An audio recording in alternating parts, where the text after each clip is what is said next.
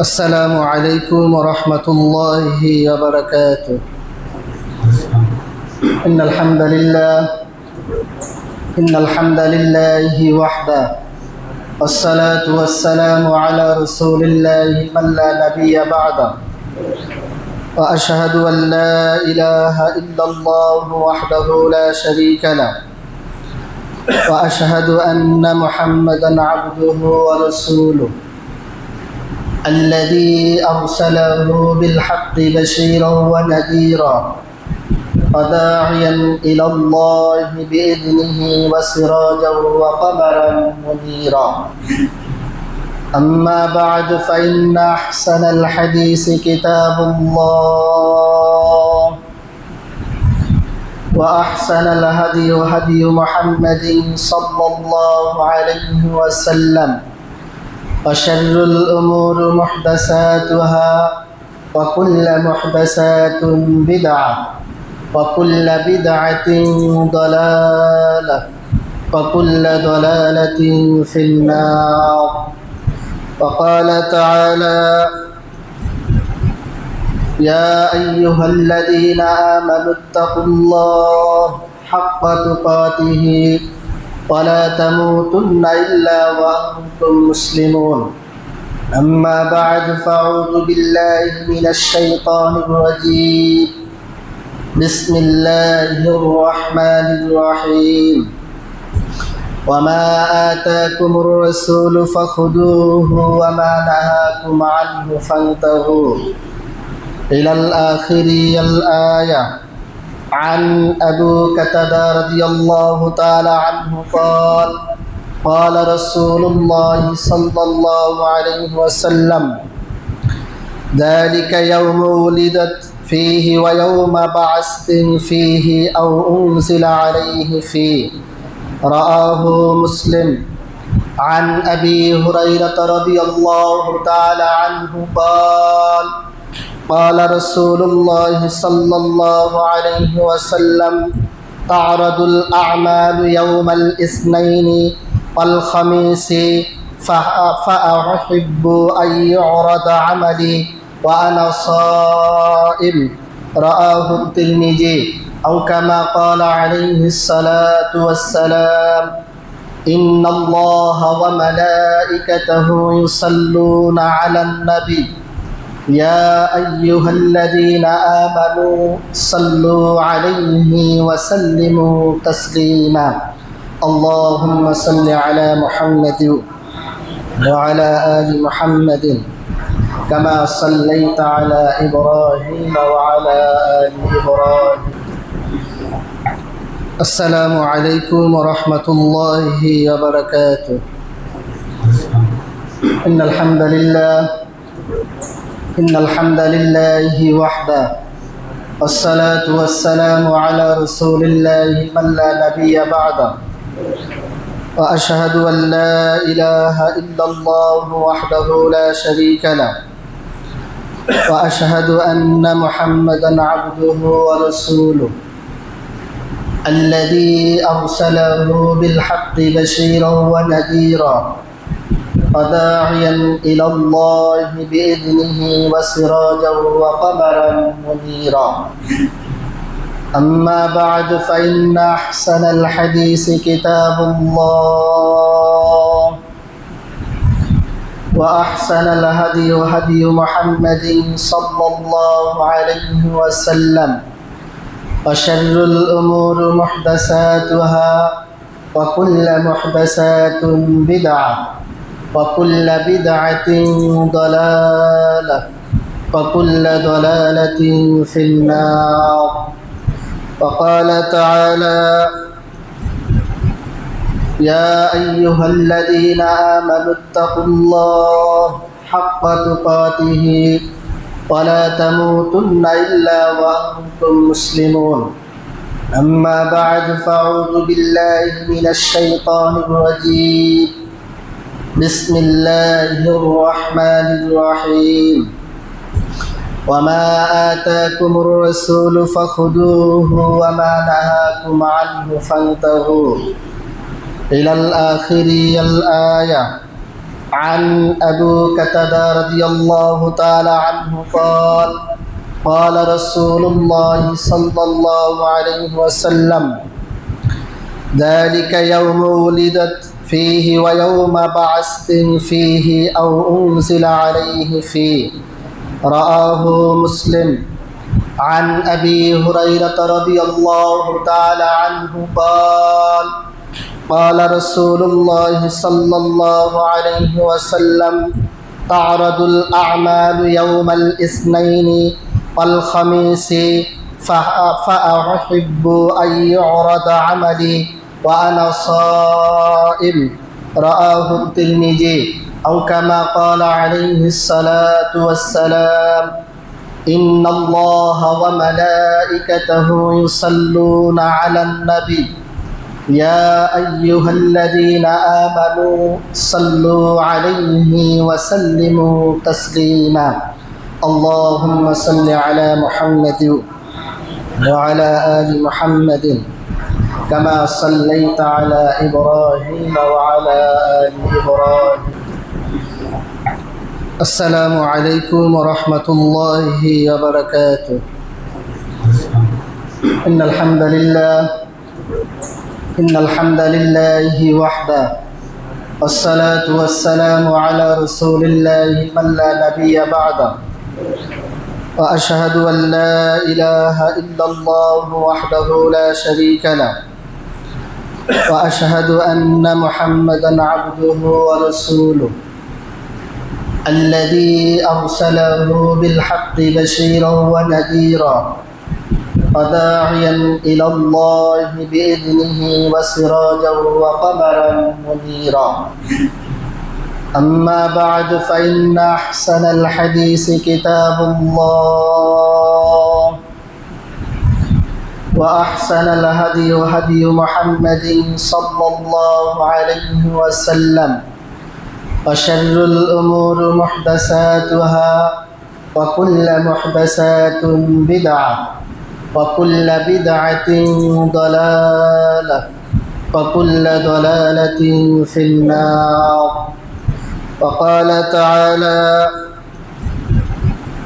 يا أيها الذين آمنوا اتقوا الله حق تقاته ولا تموتن إلا وأنتم مسلمون أما بعد فأعوذ بالله من الشيطان الرجيم بسم الله الرحمن الرحيم وما آتاكم الرسول فخذوه وما نهاكم عنه فانتهوا إلى الآخر الآية عن أبي قتادة رضي الله تعالى عنه قال قال رسول الله صلى الله عليه وسلم ذلك يوم ولدت فيه ويوم بعثت فيه أو أنزل عليه فيه رآه مسلم عن أبي هريرة رضي الله تعالى عنه قال قال رسول الله صلى الله عليه وسلم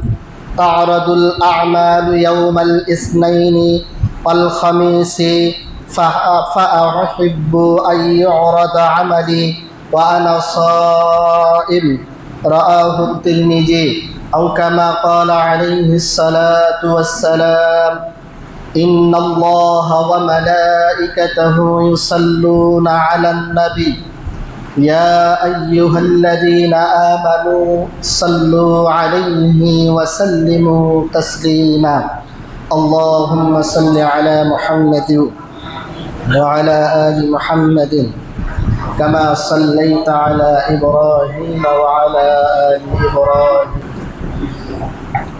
السلام عليكم ورحمة الله وبركاته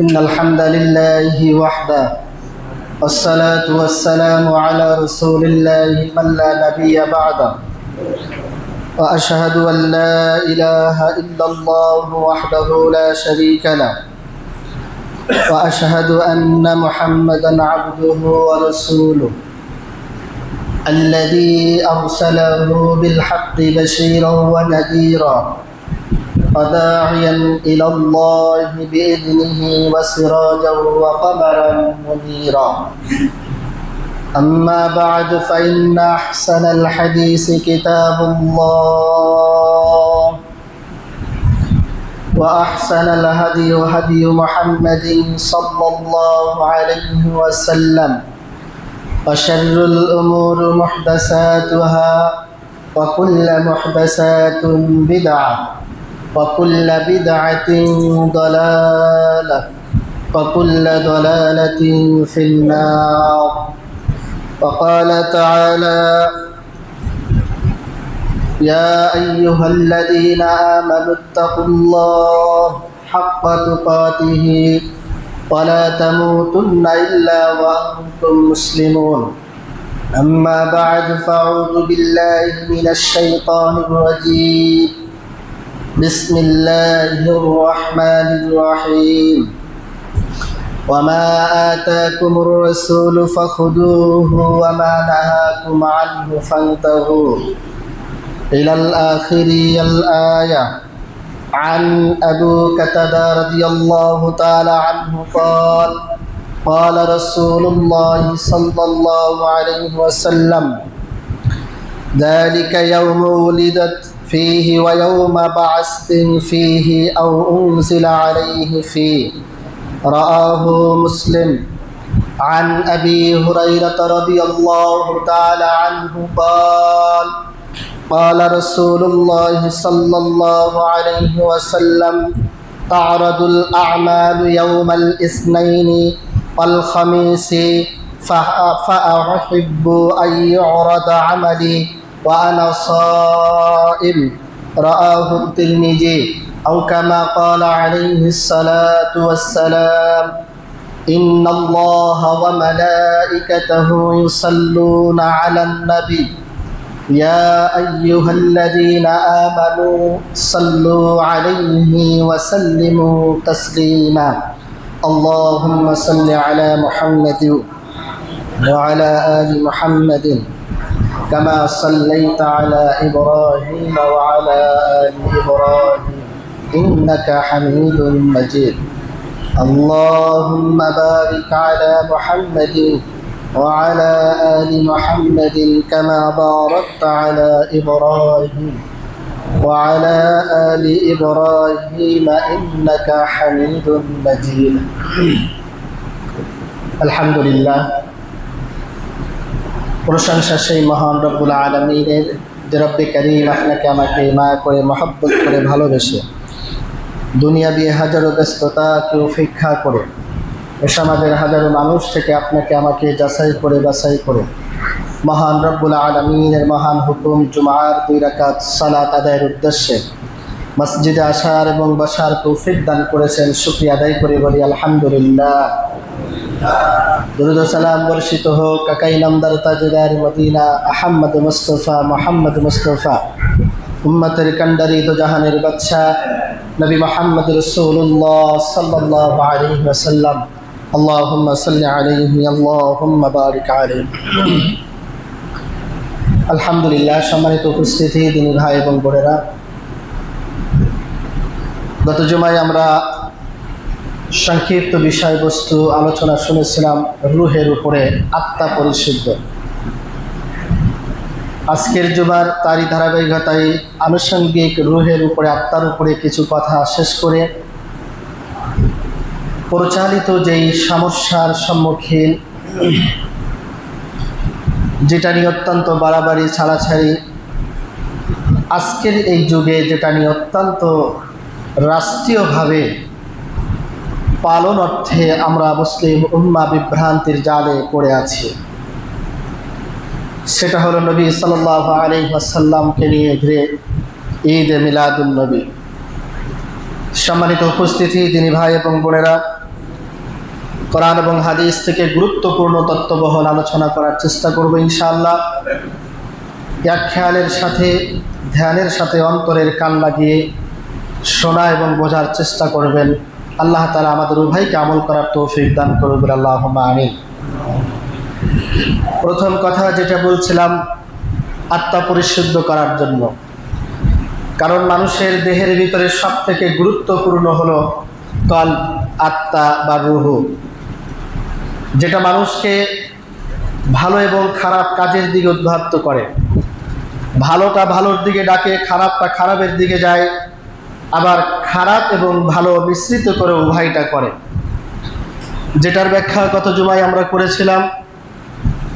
আজকের জুমায় সারমর্মতার কথা হলে এই, ঠিকই সেই রূহ এবং আত্মার কারণে মানুষ আজ বিভ্রান্তির বেড়াজালের ভিতরে আটকা। মানুষ তার নফস নিয়ে সব থেকে বেশি দাবিদারিতে। আমরা আহলুল হাদিস যারা আছি, কোরআন এবং সুন্নাহর উপরে যারা আমরা চলাফেরা করার চেষ্টা করি, আমরাও অনেক সময় বিভ্রান্তির বেড়াজালে এটাই যে আজকে রাষ্ট্রীয়ভাবে এই জিনিস হচ্ছে, আপনারা কেন এটা বাধাগ্রস্ত করেন। সম্মানিত উপস্থিতি, দিনী ভাই এবং বোনেরা, যেই জিনিস আজকে রাষ্ট্রীয়ভাবে পালন হচ্ছে, এই জিনিস যেই দিন আবিষ্কার হয়েছে রাসূল করিম সাল্লাল্লাহু আলাইহি ওয়াসাল্লাম দুনিয়া থেকে চলে যাওয়ার 625 বছর পরে, কত বছর? অর্থাৎ 625 হিজরি সনে এটা আবিষ্কৃত হয়। আর এইটা যেই ব্যক্তি করেন, তিনিও তার জায়গায় রাষ্ট্র ক্ষমতায় বসে থেকেই তিনি এই কাজটা করেছেন।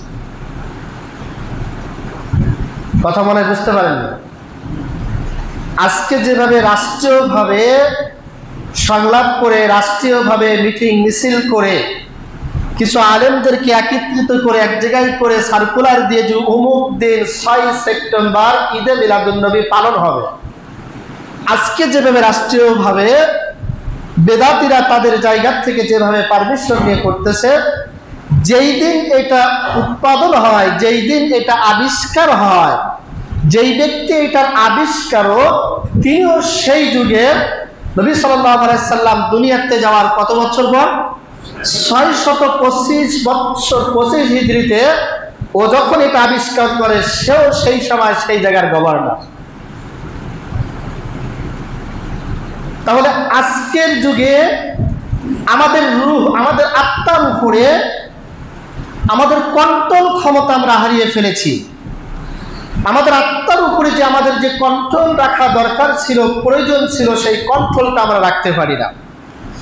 যার কারণে আমাদের মন, মস্তিষ্ক সব কিছু বিকৃত হয়ে আমাদের আত্মা এবং রূহ যেটা বলে আমরা সেটা করার চেষ্টা করি। এজন্য আল্লাহ সুবহানাহু ওয়া তাআলা সূরা আ'লার ভিতরে বলেছেন, সূরা শামসের ভিতরেও বলেছেন, قد أفلح من تزكى وذكر اسم ربه فصلى। প্রসিদ্ধ এবং সবথেকে ভালো আত্মা ওই আত্মা, যেই আত্মার ভিতরে কোনো কলুষিত নেই, যে আত্মার ভিতরে কোনো বিভ্রান্তির জাল নেই। ক্ষতিগ্রস্ত ওই আত্মা, যেই আত্মার ভিতরে কলুষিত আছে, বিভ্রান্তির জাল আছে। তাহলে আজকের সময়ে, আজকের এই জামানায় আমরা সবসময় একটা জিনিস চিন্তা ভাবনা করি, চেষ্টা করি, অধিকাংশ মানুষ যেই দিকে সেই দিকে যাওয়া। কি কথা ঠিক না? কিন্তু রাসূল করিম সাল্লাল্লাহু আলাইহি ওয়াসাল্লাম যখন দুনিয়াতে আসছেন, 40 বছর বয়সে যেদিন নবুয়ত লাভ করেছেন, সেদিন আল্লাহ সুবহানাহু ওয়া তাআলা কোরআনের আয়াত নাজিল করে বন্ধুকে ডাক দিয়ে বলেছেন, ফাহাবিতা আমালুহুম।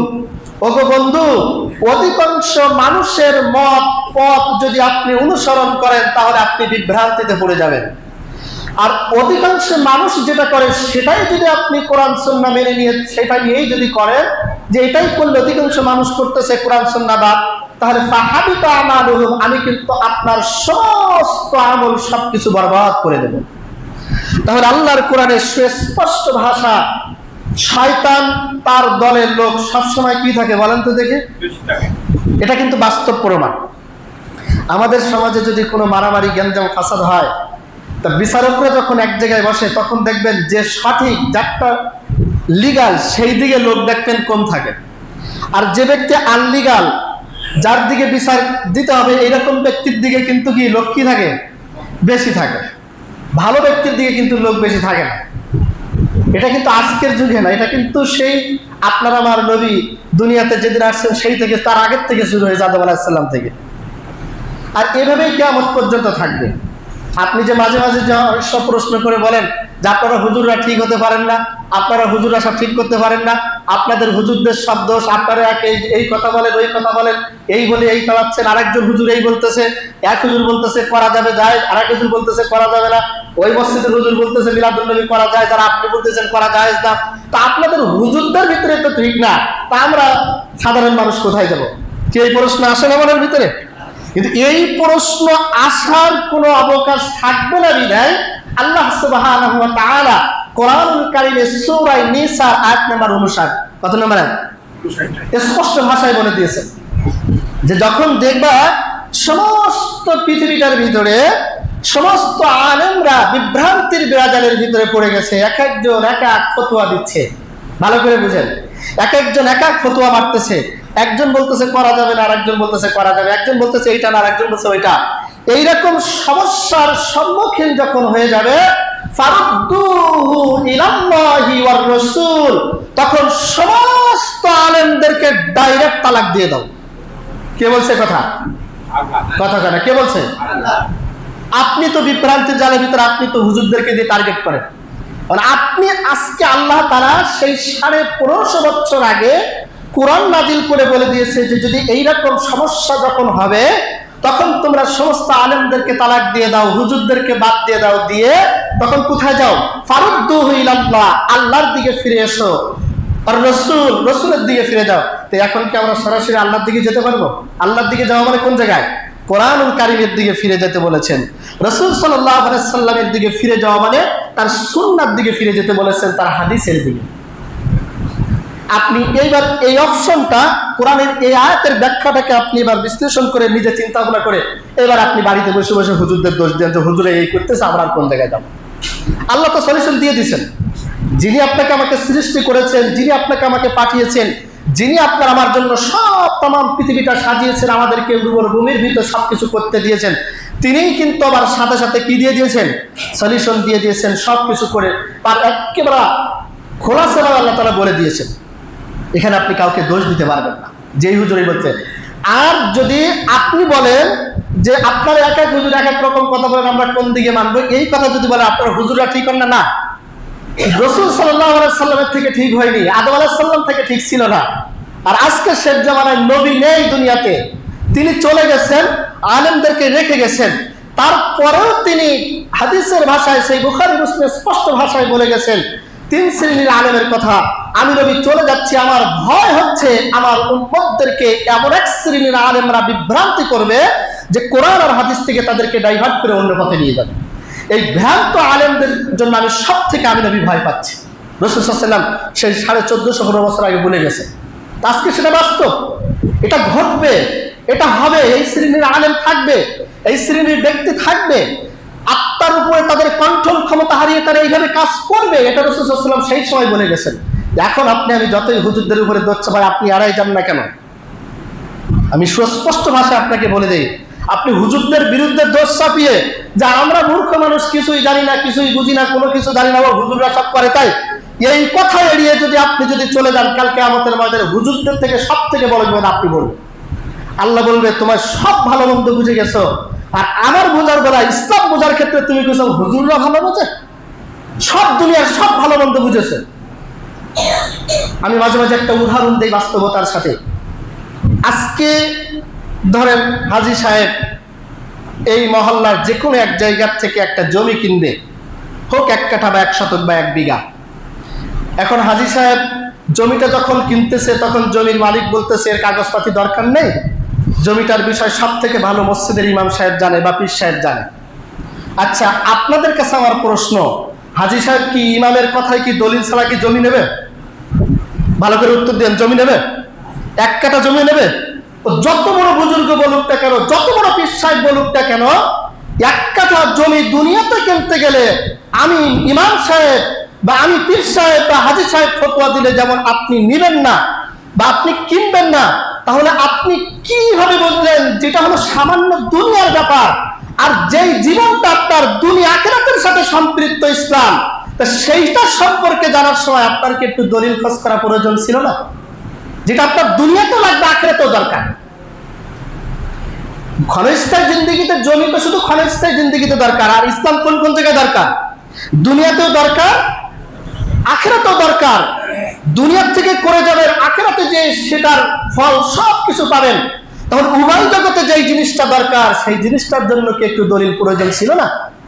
আল্লাহ তাআলা সেই দিন সেই কথাটাই বলবেন। তা দুনিয়ার সব ভালো মন্দ বুঝেছো, এক বিঘা জমি কিনতে গেলে তার আরএস রেকর্ড, তার পিছনের রেকর্ড, তার যেই খাজনা মাজনা দলিল পত্র বাপ দাদার 14 গোষ্ঠীর আমলে কি দরকার সব কিছু তালাশ করেছো, সব কিছু খোঁজ করেছো। কিন্তু ইসলাম যখন তোমাকে বুঝাতে গেছে, ইসলাম সম্পর্কে যখন তোমাকে বলতে গেছে, দিন সম্পর্কে যখন বলতে গেছে, কোরআন হাদিস সম্পর্কে যখন বলতে গেছে, তখন তুমি ছাড়িয়ে দিছো, ও তোমরা হুজুররাকে আগে ঠিক হও, তারপর আমরা ঠিক হবো। এই প্রশ্নের জবাব আল্লাহর সামনে দিতে পারবেন? ক্ষমতা আছে কারণ? দুনিয়াতে হুজুরদেরকে খাটো করতে পারবেন, আলেমদের সামনে যুক্তি খাড়া করে ইবলিসের মতো যুক্তির পর যুক্তি, যুক্তির পর যুক্তি দিতে দিতে হুজুরদেরকে নিচে নামাতে পারবেন। কিয়ামতের ময়দানে আল্লাহর সামনে যুক্তি দেবে এমন বাবার ক্ষমতা কার আছে বলেন? একজন দাঁড়ান যে হুজুর আমার ক্ষমতা আছে, আল্লাহর সামনে আমি দাঁড়িয়ে যুক্তি দেবো। সেই দিন কারোর ক্ষমতা থাকবে না। সম্মানিত উপস্থিতি, এর জন্য আত্মার উপরে নিজের কন্ট্রোল ক্ষমতা হারালে হবে না। আত্মার উপরে নিজেকে কন্ট্রোল ক্ষমতা রাখার চেষ্টা করতে হবে, তার নাম হলো মুমিন। আজকের এই যুগে আত্মাকে নষ্ট করে ফেলেছি। রাসূল কারীম সাল্লাল্লাহু আলাইহি ওয়াসাল্লাম হাদিসের ভাষায় বলেছেন, আল গীবাতু আশাদ্দু মিনাল জিনা, গীবত সবথেকে নিকৃষ্ট। আর আজকে আত্মাকে সবথেকে কলুষিত করেছি, সবথেকে দুর্গন্ধ করেছে আত্মাকে আজকে গীবতের মাধ্যমে, নারী এবং পুরুষ উভয়। আমাদের এলাকার মা বোনেরা খুব ভালো, এরা আর গীবত টিবত গায় না, অন্য জায়গার লোকে গায়, তাই তো? এ জায়গার মা বোনেরা গায় না, কারণ এ জায়গার মা বোনদের বিষয় যদি বলতে যায় যে গীবত গায়, তা আসরের পরে আমার নিয়ে রাস্তায় সমালোচনা হবে, হুজুর আর জায়গা পারি, হুজুর এই করে, হুজুর এই করে, আর হুজুর আজকে বলিস আমাকে বলেছে। এরকম হয়, হচ্ছে। আমি এই 4.5 বছরের ভিতরে বাস্তব প্রমাণ পেয়েছি। যেই জুবান বলেছি মা বোন সবাইকে উদ্দেশ্য করে এই কথাটাতে, সেই দিন আমাকে নিয়ে সমালোচনা শুরু হয়ে গেছে। সেই দিন আমাকে নিয়ে বাড়িতে সমালোচনা করে, সেই দিন আমাকে নিয়ে রাস্তায় সমালোচনা করে, সেই দিন আমাকে নিয়ে আরেকজনকে নিয়ে টেনে উদাহরণ দেয় যে অমুক ব্যক্তি ভালো, অমুক ব্যক্তি আমার হুজুর কেন এরকম। আমি আপনার বাড়াবাতে কোন জায়গায় সাই দিয়েছি? আপনি তো আমার দিনে বোন, আমি তো আপনাকে খাদিজার মতো মা আয়েশার মতো ভালোবাসি। আমি তো চাই আপনি জান্নাতে যান, কিন্তু আপনি তো সেটা চাচ্ছেন না। আত্মা যে আমাদের কেন কলুষিত হচ্ছে, দুর্গন্ধ হচ্ছে, আত্মা যে শেষ হচ্ছে, এর বাস্তব প্রমাণ। আজকে সব থেকে বেশি এই গীবত, অপরের দোষ চর্চা নিয়ে, আরেকজনের পিছনের কথা, আরেকজনের কথা সমালোচনা নিয়ে সব থেকে বেশি ব্যস্ত রাস্তাঘাটে আমাদের মা বোনেরা, সব থেকে বেশি ব্যস্ত। এরা যে মানুষের পিছনে কিভাবে লাগতে হবে, নিজের আত্মা নিয়ে কোনো সময় সমালোচনা করে না, নিজের রূহটাকে নিয়ে কোনো সময় সমালোচনা করে না যে আমি কি করতেছি, আমি আমার রুহের উপরে কোন খারাপ কাজটা করতেছি, আজকে সারাদিনে আমার কোন খারাপ কাজটা হয়েছে, আমি বেপরদায় চলাফেরা করতেছি, আমি ঠিকমতো ইসলাম মানতে পারতেছি না, আমি ঠিকমতো সালাত আদায় করতে পারতেছি না, আমি ঠিকমতো আমার জবান ঠিক করতে পারতেছি না, আমি ঠিকমতো আমার শ্বশুর শাশুড়ির খেদমত করতে পারি না, আমি ঠিকমতো আমার জামাইয়ের খেদমত করতে পারি না, আমি ঠিকমতো আমার জামাইয়ের কথা শুনতে পারি না। এই কথাগুলো নিজের যে সমালোচনা, এগুলো নিয়ে ব্যস্ত থাকে না। উমুকে কি করছে, মসজিদের ইমাম কি করছে, উমুকের মেয়েবাড়ির কাছে কি করেছে, উমুকের বাড়ির লোক কি করেছে, এই নিয়ে মা বোনেরা সারাদিন রাস্তাঘাটে সব জায়গায় সমালোচনা, সারাটা দিন আর কোনো কাজ নেই, খেয়ে দেন। রাস্তায় যদি এক জায়গায় দাঁড়িয়েছে তো সেখানে সমালোচনা। আর আমরা পুরুষ মানুষরা এখন তো আল্লাহু আলাম, আমরা হয়ে গেছি ভেড়ার মতো। আমরা বলতেও পারি না রাস্তায় দাঁড়িয়ে, এই তোমাকে কামাই করে আমি খাওয়াই, আমি পড়াই, তুমি এইখানে দাঁড়িয়ে একটা সমালোচনা করতে পারবে না, বাড়ির ভিতরে যাও, যে চুপচাপ বসে থাকো, তোমার কাজ বাড়িতে, তুমি রাস্তা আসতে পারবে। এই কথা আমাদের বলার মতো ক্ষমতা নেই। এই জন্য আমরা হলাম দায়ুস। রাসূল কারীম সাল্লাল্লাহু আলাইহি সাল্লাম সেই বুখারী মুসলিমের স্পষ্ট হাদিস বলেছেন, কাল কিয়ামতের ময়দানে 3 শ্রেণীর মানুষ জান্নাতে যাবে না, যাবে না। তার ভিতরে আদ-দায়ুস লা ইয়াদখুলুল জান্নাহ, ওই দায়ুস পুরুষ, দায়ুস কিন্তু কোনো নারী না। দায়ুস যেটা বলা হয় সেটা কিন্তু কোনো নারীকে বলা হয়নি, মহিলাদেরকে বলা হয়নি। দায়ুস কাদেরকে বলছেন? পুরুষদেরকে। দায়ুস ওই পুরুষ যেই পুরুষের অধীনস্থ থেকে বাড়ির কর্তারা, বাড়ির লোকজনেরা, বাড়ির যারা আহাল পরিবার আছে, পুরুষের অধীনে থেকে, যেই পুরুষের অধীনে থেকে বাড়ির লোকজনেরা খারাপ কাজ করে বেড়ায়, অবাধ্যতা কাজ করে বেড়ায়, কিন্তু পুরুষ কিছু বলে না, এই পুরুষ দায়ুস। আর এই পুরুষ কিয়ামতের ময়দানে জান্নাতে যাবে, এই জান্নাতের সুঘ্রাণও পাবে না। রাসূল সাল্লাল্লাহু আলাইহি সাল্লামের সুস্পষ্ট হাদিস। তাহলে আমরা নিজেরাও কিন্তু সংশোধন হতে পারতেছি না। আমাদের রুহের উপর থেকে, আত্মার উপর থেকে আমরা কন্ট্রোল ক্ষমতা হারিয়ে ফেলেছি। সম্মানিত উপস্থিতি দিনী ভাই এবং বোনেরা, আমার উপরে আপনি মন খারাপ করিয়েন না। আমাকে নিয়ে সমালোচনা করে আপনার কোনো লাভ নেই। আমাকে নিয়ে সমালোচনা করাটাই আপনার জন্য বোকামি। কারণ আপনি আমার নিয়ে যত সমালোচনা করবেন আমি আপনাকে কিছু বলবো না, কিন্তু আমার একটা জায়গায় সব থেকে ভালো লাগবে, আপনি আমাকে নিয়ে যত সমালোচনা করবেন আমার ইজ্জত সম্মান বাড়িয়ে দেবে কে? আল্লাহ আমাকে বাড়িয়ে দিয়েছে। আমার ইজ্জত সম্মান আমার কমানোর ক্ষমতা আপনার নেই, কারণ যেটা আল্লাহ বাড়িয়েছে ওটা আল্লাহ তাআলা বাড়িয়েই থাকবে ইনশাআল্লাহ। আমি আমার জায়গা থেকে, আমি আমার যোগ্যতা সম্পন্ন আছি। আপনি হাজারো যদি আমাকে কান ধরে নিচে নামানোর চেষ্টা করেন, আল্লাহ যদি না চায় তা আপনি কেন পৃথিবীতে কারোর ক্ষমতা? এই জন্য কেউ কারোর সমালোচনা করিয়েন না। এটা আত্মার জন্য সব থেকে মারাত্মক খাস। আত্মা দিনে দিনে মরে যায়, রূহ নষ্ট হয়ে যায়, কালো দাগ পড়তে পড়তে সব থেকে মারাত্মক জায়গাটা হলো এই গীবতের জায়গা। এই মানুষের কি সমালোচনা, মানুষের দোষ চর্চা করা নিয়ে, এই জন্য নিজের দোষ চর্চাটা সবসময় করতে হয়। আমি মাঝে মাঝে একটা কবিতা বলি, উর্দু ফার্সি শের বলি, বসনুহা পিজবতু গুয়াম কে গুলতা জানমি মানদ আগার মানদ সবি দিগার নমি মানদ গোলাশ গুলশা তরু তাজা কে গুলতা জানমি মানদ আগার মানদ সবি দিগার নমি মানদ हमेशा इज्जत में बई के खाना नमी मानद अगर मानद सभी दिगर नमी मानद। নিজেকে নিয়ে আত্মসমালোচনা করার চেষ্টা করেন। আপনি নিজেকে নিয়ে ভাবুন যে আজকে আমি জমিনে বেঁচে আছি বাবা, আর আমার অল্প বয়সের সন্তানটা আমাকে ছেড়ে দুনিয়া থেকে চলে গেছে। বসনু হাফিজ বতু গুয়াম কে গুলতা জানমি মানদ, আজকে ও চলে গেছে, আমাকেও চলে যেতে হবে। আমি কি করতে পেরেছি আমার নিজের জন্য? কি করতে পেরেছি? নিজের আত্মার উপরে কতটুকু কন্ট্রোল করতে পেরেছি?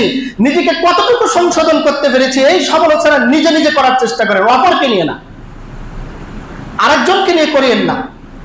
পরের কলিতে আবার বলতেছে গোলাশ গুলশা তরু তাজা কে গুলতা জানমি মানদ। ফুল বাগানে, গোলাপ ফুলের বাগানে চিরদিন কিন্তু গোলাপ ফুলের পাপড়িগুলা কিন্তু তরুতাজা থাকে না, থাকে? ও কিন্তু অল্প দিনের ভিতরে ঝরে পড়ে যায়। তোমার ওই সুন্দর বাগান, সুন্দর পরিবার তুমি সাজিয়েছো, অল্প সময়ের জন্য তুমি এখানে আসছো, সময়ের জন্য সাজাচ্ছ, আবার অল্প সময় পর আল্লাহ তাআলা হুকুম করলেই তোমাকে কিন্তু এই ফুল বাগান, এই গোলাপের বাগান, এই সুন্দর বাড়ি, এই সুন্দর গাড়ি, এই সুন্দর নারী, এই সুন্দর স্ত্রী, স্বামী, পুত্র, সব সন্তান, টাকা পয়সা, সব ফুল বাগান, বিলাসবহুল বাড়ি, সব কিছু রেখে তোমাকে মুহূর্তের ভিতরে কি করতে হবে? চলে যেতে হবে গোলাপ ফুলের মতো। কবি শেষের কলিতে আরো সুন্দর করে বুঝিয়ে বলেছেন, হামেশা ইজ্জত মে বইকে খানা নমি মানদ।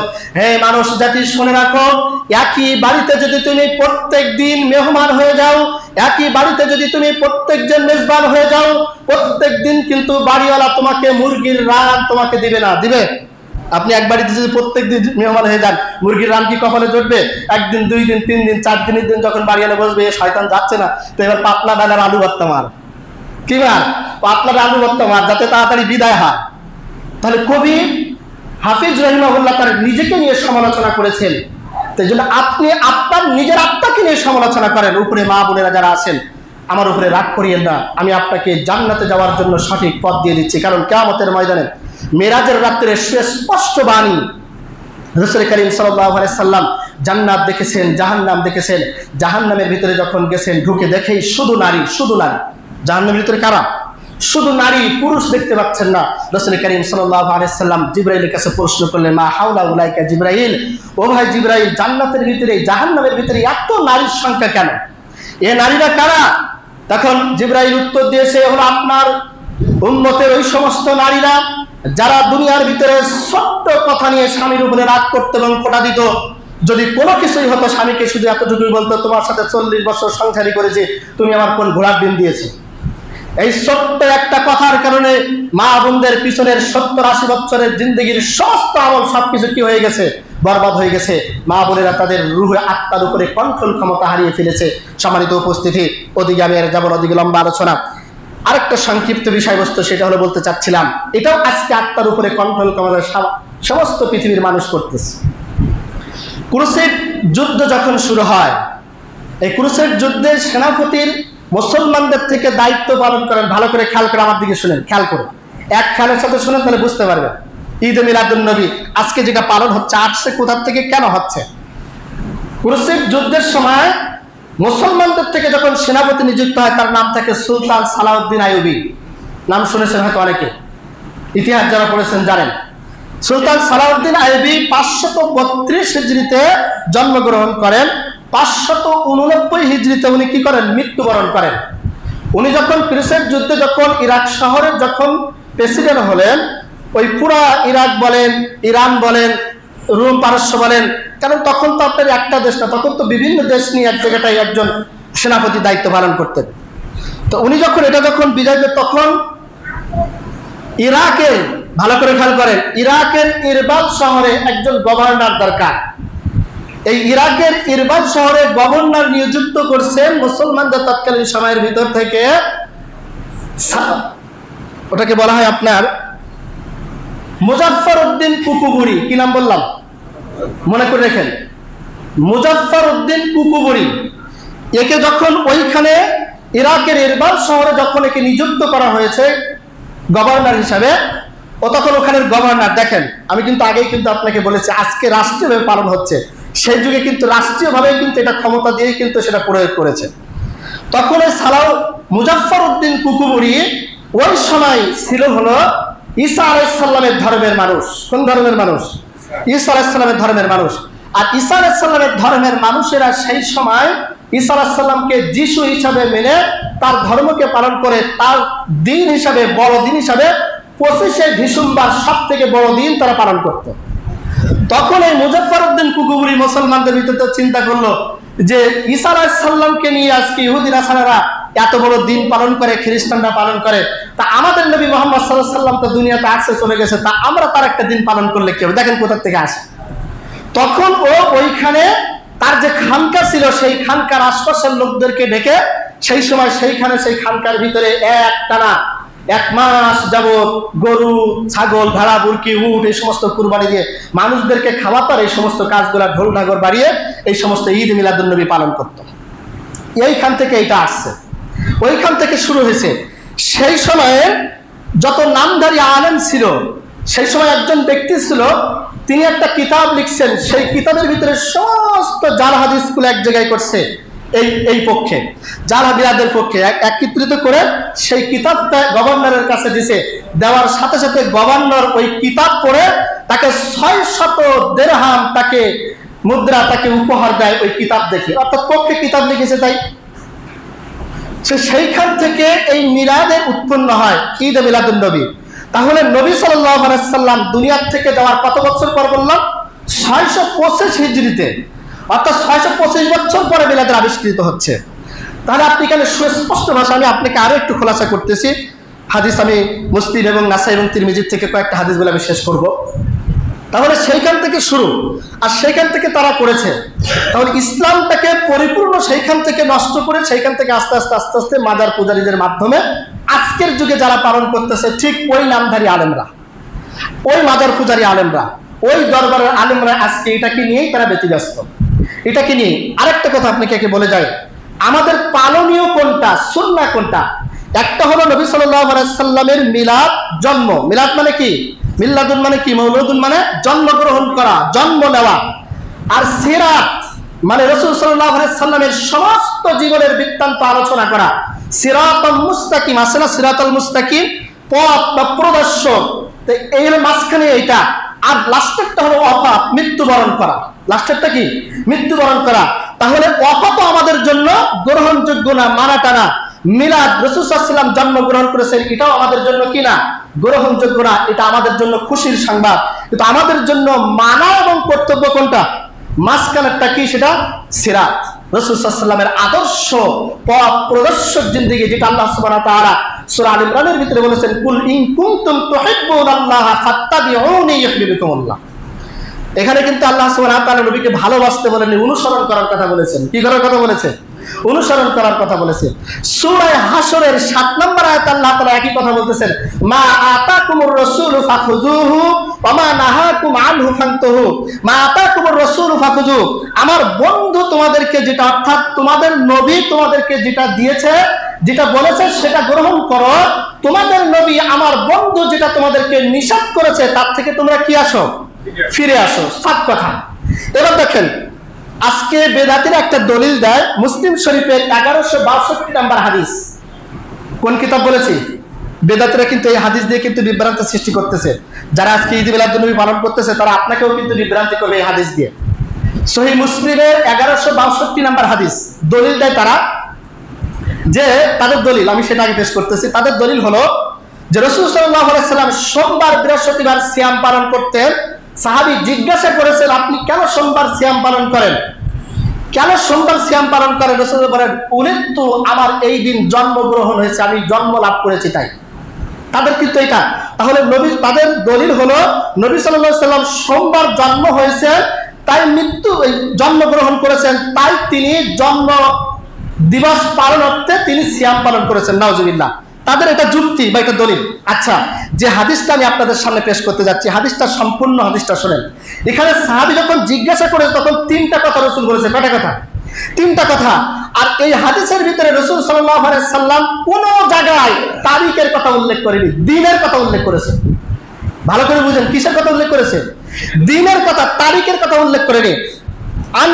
আবু কাতাদা রাদিয়াল্লাহু তাআলা আনহু, কাতাদা রাদিয়াল্লাহু থেকে বর্ণিত, তিনি বলেন আন্না রাসূলুল্লাহ সাল্লাল্লাহু আলাইহি সাল্লাম, রাসূল সাল্লাল্লাহু আলাইহি সাল্লাম বলেন যালিকা ইয়াউমু উলিদতু ফীহি ওয়া ইয়াউমা বিআসতিন আও উনজিলা আলা ফীহি।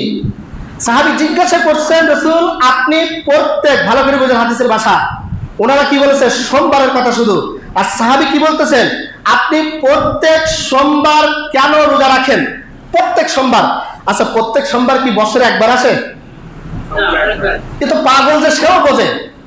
প্রত্যেক সোমবার বৃহস্পতিবার কেন সিয়াম পালন করেন? রাসূল সাল্লাল্লাহু আলাইহি সাল্লাম তখন বলতেছেন উলিদতু ফি ইয়াউমি এক, আমি এই দিন জন্ম লাভ করেছি, বিআসতি ফিহি, আমাকে এই দিন নবুয়ত দেওয়া হয়েছে, আও উনজিলা আলা ফিহি, তিন নাম্বার এই সোমবারের দিন আমার উপরে কোরআন নাজিল করা হয়েছে। চিৎকার মেরে বলেন সুবহানাল্লাহ।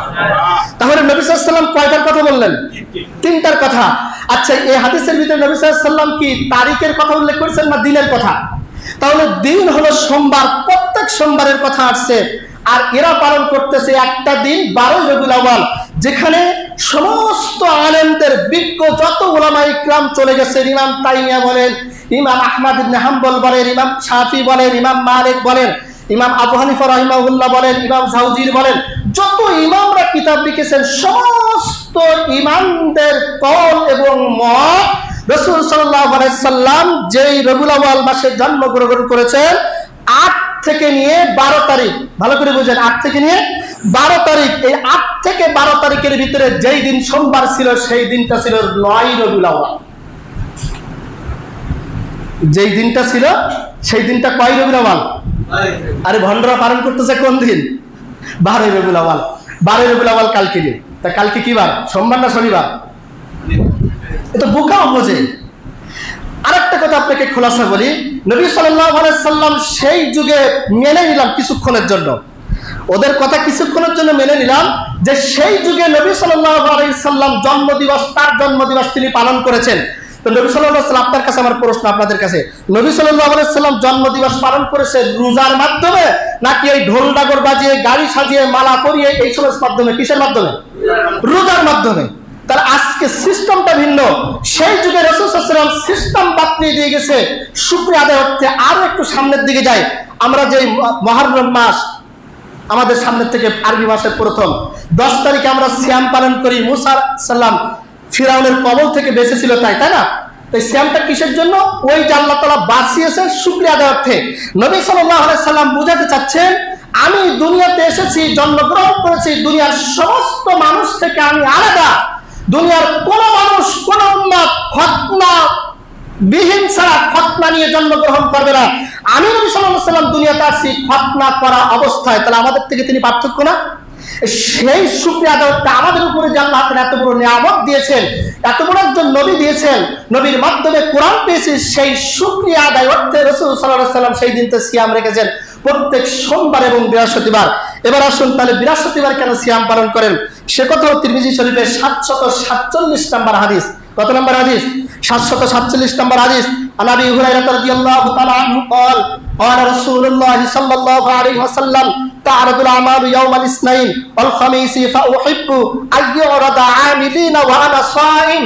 রাসূল করিম সাল্লাল্লাহু আলাইহি ওয়াসাল্লাম বলেন, সোমবার এবং বৃহস্পতিবার সিয়াম পালন করি, এই দুই দিন বান্দার আমলনামা আল্লাহর দরবারে পেশ করা হয় আর রিপোর্ট পেশ করা হয়, পুরো সপ্তাহের রিপোর্ট এই দুই দিন পেশ করা হয়। আমি নবী আমার মনটা চাই যে এই দুই দিন সিয়ামের পালনের মাধ্যমে পুরো সপ্তাহের রিপোর্টটা যেন আল্লাহর দরবারে সিয়াম রাখা অবস্থায় যেন চলে যায়। সুবহানাল্লাহ আলহামদুলিল্লাহ। তাহলে আল্লাহ রাসূল সাল্লাল্লাহু আলাইহি ওয়াসাল্লামের চিন্তা চেতনা ধারা সাহাবাগণরা যেভাবে পালন করেছেন, চিন্তা চেতনা ধারা তাদেরটা কোরআন হাদিস সম্মত কত সুন্দর। কিন্তু আজকে আমরা যেটা করতেছি, যেটা পালন করতেছি সব একেবারে ব্যতিক্রম। আজকে আমরা অনেকে এটা বিভ্রান্তির ভিতরে পড়ে গেছি। তাহলে খোলাসাভাবে আপনাদেরকে বলে দিলাম। আর তাদের কাছে আমার সুস্পষ্ট ভাষা হলে, এই কোন মায়ের বেটা বাপের বেটা যদি জন্ম দিয়ে থাকে তাহলে তাদের সিস্টেমটা কোরআন এবং হাদিস থেকে স্পষ্ট ভাষায় বলে দিবে যে কোরআনে আছে একটা জায়গায় নবী সাল্লাল্লাহু আলাইহি ওয়াসাল্লাম এইভাবে ঢোল ঢগর বাজিয়ে সাহাবাগণদেরকে একসাথে নিয়ে ভেবে পালন করেছেন। আপনি একজন সাহাবীর থেকে দেখেন তো, কোন সাহাবী সেই সময় রাসূল সাল্লাল্লাহু আলাইহি ওয়াসাল্লামের জন্মের পর থেকে নিয়ে তো লক্ষ সাহাবী দুনিয়াতে বেঁচে ছিল, কোন সাহাবীর জীবনের থেকে খুঁজে বের করুন তো যে নবীর জন্মদিন হিসেবে এই দিনটা তারা পালন করেছে। এরকম কোনো কিছুই নেই কোরআন হাদিসে। কিন্তু ওই যুগে যেরকম দরবারি আলেমরা যেভাবে এই ইরাকের ইরবাল শহর থেকে মুজাফফরউদ্দিন কুকুবুরি যেভাবে ওইভাবে আলেমদেরকে তৈরি করেছে, আজকের যুগেও ভণ্ডরা ঠিক সেভাবে আলেমদেরকে তৈরি করে তার পক্ষে বিপক্ষে দলিল দিয়ে এইভাবেই করতেছে। আজকে গতকালকে তার আগের দিন আমি একটা লাইভের ভিতরে ঢুকছিলাম, মানে আমি রাত্রে ফেসবুকে বা ইউটিউবে অনেক জায়গায় লাইভে থাকি, তো আমি আসলে ফেস হই না, অডিওতে কথা বলি বেশি। তা আমি তখন ওইখানে একজন কমই আলেম, উনি এই হাদিসটা, তিনি মুসলিম শরীফের 1162 নম্বর হাদিসের দলিল দিচ্ছে যে রাসূলের জন্মদিবস পালন করা যায় আছে এই হাদিস। তো তখন আমি দেখলাম যে এর সাথে তর্ক করতে গেলে মুরব্বী মানুষ আর আমি ছোট মানুষ, তর্ক করতে গেলে তো সমস্যা, অনেক মানুষজন শুনতেছে, তর্ক করলে অপমান হবে, তা কি করা যায়, দেখে ছোট্ট একটা মার দিই। তখন আমি তাকে বললাম যে হ্যাঁ, আপনার কথা আমি আংশিক সময়ের জন্য মেনে নিলাম যে রাসূল সাল্লাল্লাহু আলাইহি ওয়াসাল্লাম তার জন্মদিন পালন করেছেন, তা সেই সিস্টেমটা কি ছিল আপনি জাতির সামনে একটুখানি খোলাসা বলবেন, এই সবার সামনে বললেন। তো বলছে সিয়ামের মাধ্যমে। এখন যেটা সিস্টেমে পালন হচ্ছে এটা কিসের মাধ্যমে হচ্ছে? মাইকিং করে, হাঁকিয়ে ডাকিয়ে, মিছিল জশ্নে জুলুস করে, মিছিল করে, ঘোড়ার উপরে বিশাল গাড়ি বহর করে, বিশাল ফুলের বাগান দিয়ে একজন পীর সাহেবকে সাজিয়ে তার গলায় মালা দিয়ে এইবার তার পিছনে জনগণ হাই হাই করে ছুটতেছে। আর সোমবারের দিন রাসূল সিয়াম পালন করেছে। আর এই শয়তানের দলেরা, এই সারা বদমাইশের দলেরা এই দিন কি করে? 3-4টি গরু একসাথে মেরি মসজিদে আয়োজন করে জিলাপি, গরু, খিচুড়ি খাইয়ে বাস সবকিছু শেষ। এই জন্য কবি সুন্দর ভাষায় বলেছেন, রবিউল আউয়াল মাস আসলে নবী আপনাকে স্মরণ করি, রবিউল আউয়াল মাস গেলে নবী আপনার কথা আর নাহি মনে পড়ি। রবিউল আউয়াল মাস আসলে ওরে আশেকে রাসূল, বাবা রে বাবা, অভাব নেই দুনিয়াতে। কিন্তু যে রবিউল আউয়াল মাস চলে গেছে আর এই আশেকে রাসূলের কি নেই, খোঁজ নেই। এই আশেকে রাসূলের যদি দাড়ি রাখতে পারেন তাহলে রাখবেন, আর মুখে দাড়ি নেই। ইনি আবার আশেকে রাসূল, ওরে আমার রাসূল এই জায়গায় শহীদ হয়েছে, এই জায়গায় দান মুবারক দিয়েছে, এই জায়গায় অনেক, মানে এই সমস্ত ঘটনা শুনলে চোখ দিয়ে পানি বুড়ি একেবারে নাকের ফোঁটা, চোখের পানি সব এক জায়গায় করবে। অথচ নবী সাল্লাল্লাহু আলাইহি ওয়াসাল্লামের সুন্নাহ যখন মানার কথা বলে তখন সে ঘাড় ফিরে অন্যদিকে চলে যায়। আপনি কিসে আশেকে রাসূল? আপনি কিসের নবী প্রেম দেখাচ্ছেন? কোন জায়গায় নবীর আশেক দেখাচ্ছেন আপনি? নবীর সুন্নাহ পালন করার মাধ্যমে প্রচারিত হবে, প্রকৃত হবে, প্রমাণ হবে যে আপনি আশেকে রাসূল বা নবী সাল্লাল্লাহু আলাইহি ওয়াসাল্লামের উম্মত। তো নবী সাল্লাল্লাহু আলাইহি ওয়াসাল্লামের সুন্নাহ আপনার ভিতরে নেই, তো আপনি আশেকে রাসূল হলেন কোথা থেকে? আপনি নবী প্রেমিক হলেন কোথা থেকে? আমার নবীকে গালি দিলে তো আমার বাবা উনি কুরআন নিয়ে আগে ঝাঁপিয়ে পড়ে, শালা শয়তান তুই আমার নবীকে গালি দিছিস, তো আমি শেষ করবো। অথচ আমার নবী সুন্নাত মানে না। আল্লাহর কোরআনকে নিয়ে কথা বলছিস, আল্লাহর কোরআনে যে আছে তোমার বউকে পর্দা করতে হবে, তোমাকে 5 ওয়াক্ত সালাত আদায় করতে হবে, তোমাকে ভালো কাজগুলো করতে হবে, খারাপ কাজ ছাড়তে হবে, আল্লাহর কোরআন স্পষ্ট বাণী। তখন সেটা মানার নামে খোঁজ দেয়। আল্লাহর কোরআনের বিরুদ্ধে কেউ কিছু যদি বলে তখন ওরে আবেগ, বাবা রে বাবা, আবেগের ঠেলা একেবারে ও দেশ সব ইসলাম সব জয় করে ফেলাইস। ওই আবেগ আপনার ওই সীমিত সময়ের জন্য, যুদ্ধের ময়দান পর্যন্ত, কিয়ামত পর্যন্ত ওই আবেগ আপনার থাকবে না। নেই আপনার আমার ওই আবেগ, ওই ঈমান নেই তো আবেগ থাকবে কোথার থেকে? সম্মানিত উপস্থিতি, তিনি ভাই এবং বোনেরা যারা উপরে আছেন, মা বোনেরা ভালো করে খেয়াল করে বোঝার চেষ্টা করেন। নিজের আত্মার উপরে কন্ট্রোল ক্ষমতা রাখার চেষ্টা করেন, আত্মাকে কন্ট্রোল করার চেষ্টা করেন। দুনিয়াবি যত খারাপ কাজ আছে, যত ফাহিশা কাজ আছে, আত্মা নষ্ট হয় যে সমস্ত কাজগুলো আমি গত জুমায় বলেছি, আজকেও বলে দিলাম, এই সমস্ত মেন যত খারাপ কাজ আছে, মানুষের গীবত গাওয়া, মানুষের পিছনে মিথ্যা তহমাত দেওয়া, মানুষের সম্পদ নষ্ট করা, মানুষের জমি দখলদস্ত করা, সারাদিন মিথ্যা কথায় জর্জরিত থাকা, এই যত খারাপ কাজ আছে আত্মার উপরে কন্ট্রোল, এই সব কিছুর থেকে ফিরে এসে আত্মাকে, রূহকে কন্ট্রোল করার চেষ্টা করেন। আল্লাহ সুবহানাহু ওয়া তাআলা আপনাকে দুনিয়া এবং আখিরাতে উভয় জায়গায় কল্যাণময় করবেন। আজকে যে বিষয় দুটার উপর আলোচনা করেছি, কোরআন এবং হাদিস থেকে আল্লাহ সুবহানাহু ওয়া তাআলা আমাদের সবাইকে বোঝার তৌফিক দান করুক বলে আল্লাহুম্মা আমিন। আল্লাহ সুবহানাহু ওয়া তাআলা আমাদের এই সমাজের ভিতরে এই সমস্ত চালাচালি, কথা ছড়াছড়ি, কাদা ছড়াছড়ি, এর থেকে আল্লাহ তাআলা হেফাজত করে দ্বীনের সঠিক বুঝ, কোরআন